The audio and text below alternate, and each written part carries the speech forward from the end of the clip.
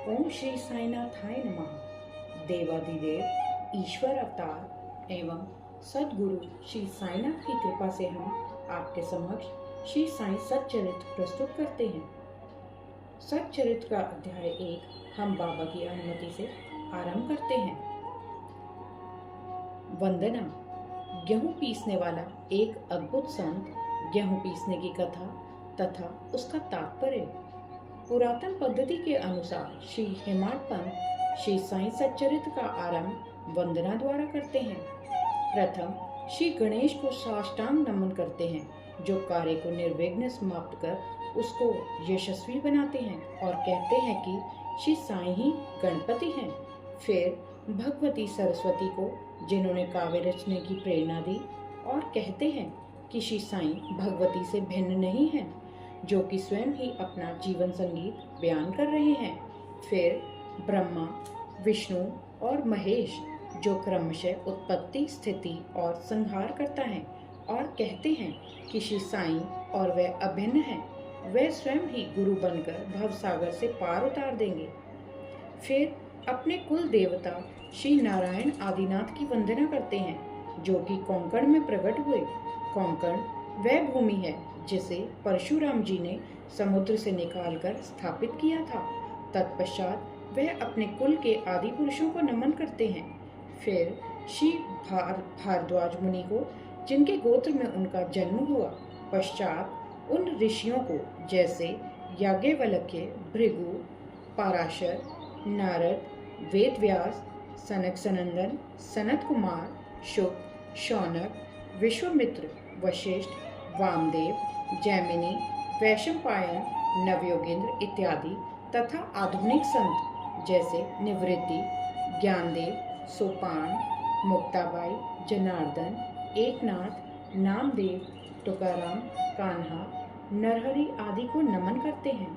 फिर अपने पिता में सदाशिव, पिता रघुनाथ और माता को, जो कि उनके बचपन में ही गत हो गई थी। फिर अपनी चाची को, जिन्होंने उनका भरण पोषण किया, और अपने प्रिय भ्राता को नमन करते हैं।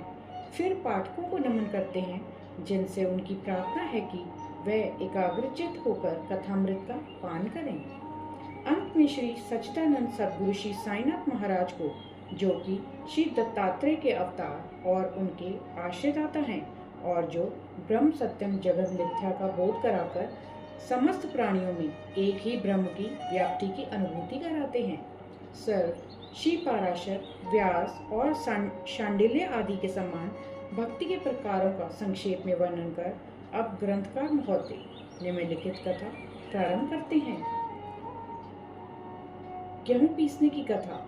सन 1910 में मैं एक दिन प्रातःकाल श्री साईं बाबा के दर्शनार्थ मस्जिद में गया। वहाँ का विचित्र दृश्य देख मेरे आश्चर्य का ठिकाना न रहा कि श्री साईं बाबा मुँह हाथ धोने के पश्चात चक्की पीसने की तैयारी करने लगे। उन्होंने फर्श पर एक टाट का टुकड़ा बिछा उस पर हाथ से पीसने वाली चक्की रखी। उन्होंने कुछ गेहूं डालकर उसे पीसना आरंभ कर दिया। मैं सोचने लगा कि बाबा के चक्की पीसने से क्या लाभ है। उनके पास तो कोई है भी नहीं, और वे अपना जीवन निर्वाह भी भिक्षावृत्ति द्वारा ही करते हैं। इस घटना के समय वहां उपस्थित अन्य व्यक्तियों की भी ऐसी ही धारणा थी, परंतु उनसे पूछने का साहस किसे था। बाबा के चक्की पीसने का समाचार शीघ्र ही सारे गांव में फैल गया, और उनकी यह विचित्र लीला देखने हेतु तत्काल ही नर नारियों की भीड़ मस्जिद की ओर दौड़ पड़ी। उनमें से 4 निडर स्त्रियां भीड़ को चीरती हुई ऊपर आई और बाबा को बलपूर्वक वहां से हटाकर उनके हाथ से चक्की का खूंटा छीनकर तथा उनकी लीलाओं का गायन करते हुए उन्होंने गेहूं पीसना प्रारंभ कर दिया। पहले तो बाबा क्रोधित हुए, परंतु फिर उनका भक्ति भाव देखकर वे शांत होकर मुस्कुराने लगे। पीसते पीसते उन स्त्रियों के मन में ऐसा विचार आया कि बाबा के ना तो घर द्वार है, और ना इनके कोई बाल बच्चे हैं, और ना ही कोई देखरेख करने वाला ही है। वे स्वयं भिक्षावृत्ति द्वारा ही अपना जीवन निर्वाह करते हैं, अतः उन्हें भोजन आदि के लिए आटे की आवश्यकता ही क्या है। बाबा तो परम दयालु हैं, हो सकता है कि यह आटा वे हम सब लोगों में ही वितरण कर दें। इन्हीं विचारों में मग्न रहकर गीत गाते गाते ही उन्होंने सारा आटा पीस डाला तथा अब उन्होंने चक्की को हटाकर आटे को 4 समान भागों में विभक्त कर लिया और अपना अपना भाग लेकर वहां से जाने को उद्यत हुई। अभी तक शांत मुद्रा में निमग्न बाबा तत्क्षण ही क्रोधित हो उठे और उन्हें अपशब्द कहने लगे। स्त्रियों, क्या तुम पागल हो गई हो? तुम किसके बाप का माल हड़प कर ले जा रही हो? क्या कोई कर्जदार का माल है जो इतनी आसानी से उठाकर लिए जा रही हो? अच्छा, अब एक काम करो कि इस आटे को ले जाकर गांव की मेड़ सीमा पर बिखेर आओ। मैंने शिरडी वासियों से प्रश्न किया कि जो कुछ बाबा ने अभी किया है उसका यथार्थ में क्या तात्पर्य है। उन्होंने मुझे बतलाया कि गांव में विषूचिका अर्थात हैजा का जोरों से प्रकोप है और उसके निवारणार्थ ही बाबा का यह उपचार है। अभी जो कुछ आपने पीसते देखा था वह गेहूं नहीं वरन विषूचिका थी जो पीस कर नष्ट कर दी गई है। इस घटना के पश्चात सचमुच विषूचिका की संक्रामकता शांत हो गई और ग्रामवासी सुखी हो गए। यह जानकर मेरी प्रसन्नता का पारावार न रहा।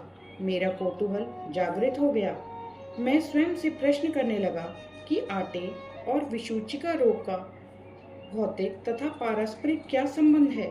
इसका सूत्र कैसे ज्ञात हो? घटना बुद्धिगम्य सी प्रतीत नहीं होती। अपने हृदय की संतुष्टि के हेतु इस मधुर लीला का मुझे 4 शब्दों में महत्व अवश्य प्रकट करना चाहिए।